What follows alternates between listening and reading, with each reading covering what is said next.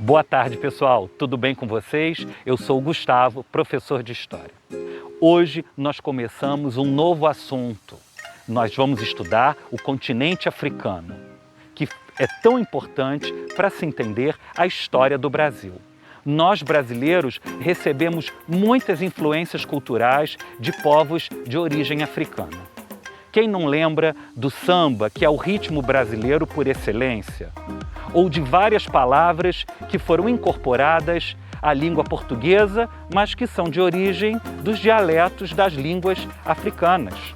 E sem falar das religiões que são de matriz afro-brasileiras.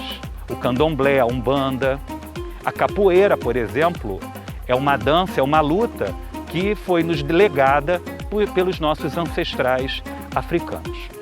Hoje eu estou aqui num jardim bonito, como vocês podem ver, e o nosso curso começa aqui especialmente por uma razão. Essa propriedade, com aquela casa bonita lá no final que vocês estão vendo, pertenceu a um homem que foi muito rico no Brasil do século XIX. Eu estou falando do Barão de Nova Friburgo, Antônio Clemente Pinto. Ele tinha origem portuguesa, veio para o Brasil com 12 anos de idade e aqui ele criou uma fortuna que ele investiu em mais de 20 fazendas e em casas muito luxuosas, como essa daqui, que era só a casa de campo dele. Ele, na verdade, o Barão de Nova Friburgo, ele morava no Rio de Janeiro, que era a capital do Império, numa casa muito bonita, que hoje é o Museu da República, no bairro do Catete, no centro do Rio de Janeiro. Mas o que o Barão tem a ver com a história da África? O Barão, assim como outros homens muito ricos do Brasil daquela época, ele ganhava dinheiro com as fazendas de café e também com o tráfico de escravos africanos. Naquela época, a lei brasileira permitia que houvesse comércio de pessoas. A escravidão, ela era considerada legal pelas leis do Império do Brasil. E o Barão, então, aproveitando-se disso, tornou-se um homem muito rico, fazendo o comércio de pessoas entre a costa ocidental da África e o Rio de Janeiro, que era o principal porto de entrada dessas pessoas na condição de escravos.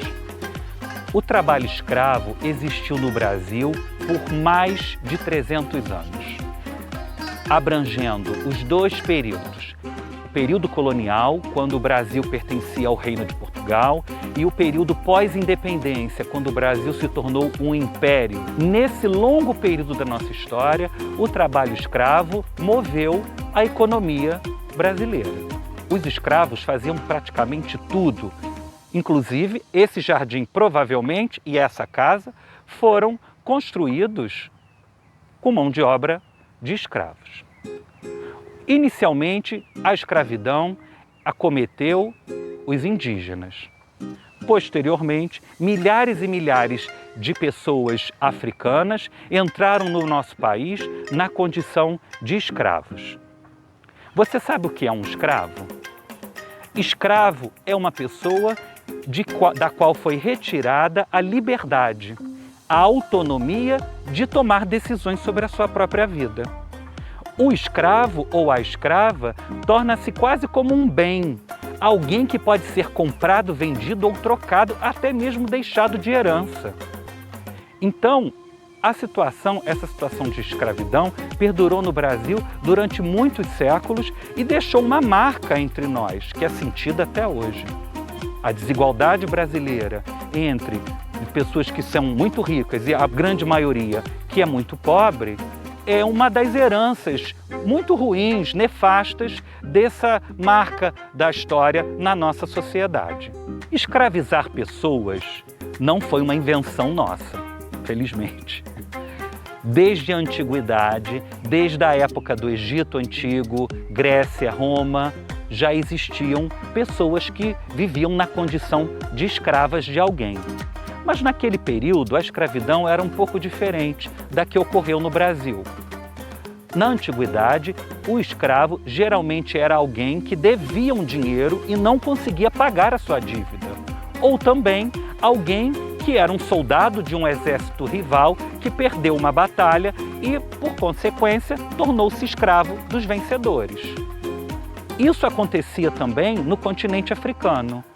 Os impérios africanos, que nós vamos estudar em outras aulas, também tinham esse costume, essa tradição de se escravizar inimigos após batalhas. Mas, no século XIV, XV, XVI, os portugueses, especialmente os portugueses, mas outras sociedades europeias também, começaram a pensar a escravidão como um negócio bastante lucrativo. E assim foi feita a organização do Brasil Colônia.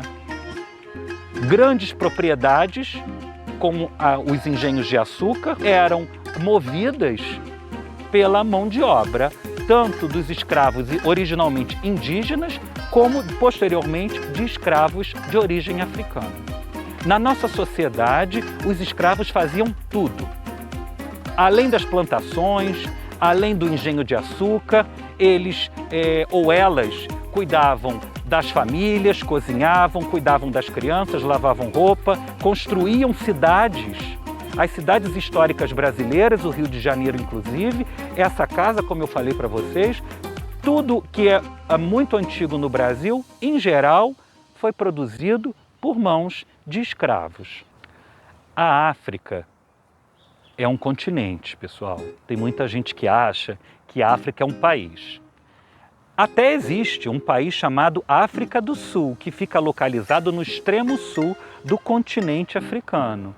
Mas a África do Sul é um dos países, dos mais de 50 países, que formam o continente africano.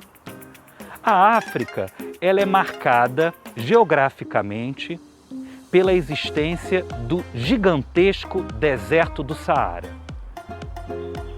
Essa geografia marca a divisão entre a África árabe, dita África Branca, ao norte, banhada pelo mar Mediterrâneo, mais próxima da Europa, onde fica o Egito, por exemplo, e ao sul do deserto do Saara tem a vasta região que compreende florestas, as savanas, que é chamada pelos geógrafos de África Negra. Muitos dos nossos ancestrais africanos vieram justamente de regiões ao sul do deserto do Saara. A África é um continente gigantesco, como eu disse para vocês. Do lado oeste, ela é banhada pelo Oceano Atlântico. Do lado leste e pelo Oceano Índico. Existem vários tipos de biomas, de ecossistemas no continente africano. Além do deserto do Saara, que eu já mencionei, existem as florestas equatoriais, como se fossem a nossa floresta amazônica ou a Mata Atlântica. E existe também um bioma muito conhecido por conta do desenho do Rei Leão. Quem nunca assistiu o desenho do Rei Leão? Que acontece nas savanas africanas, que são vegetações rasteiras com poucas árvores, onde habitam aqueles animais muito grandes que nós costumamos assistir nos filmes. O elefante, os leões, a girafa. Pessoal, a nossa atividade de hoje é uma atividade de pesquisa. Vocês vão pesquisar ou na internet ou em livros sobre o que eu pedi. Anota aí. Vocês vão escrever no caderno de vocês 3 nomes de países atuais africanos. 2 nomes de rios muito importantes na África. O nome de 2 oceanos que banham o continente africano. E o nome de 3 biomas, 3 ecossistemas muito importantes no continente africano, na África. Tá? Eu quero tudo anotado no caderno e aguardo as fotos com as respostas. É uma atividade desafio. Eu quero ver se vocês vão descobrir essas informações que eu pedi, tá? Um abração, bom estudo, tchau!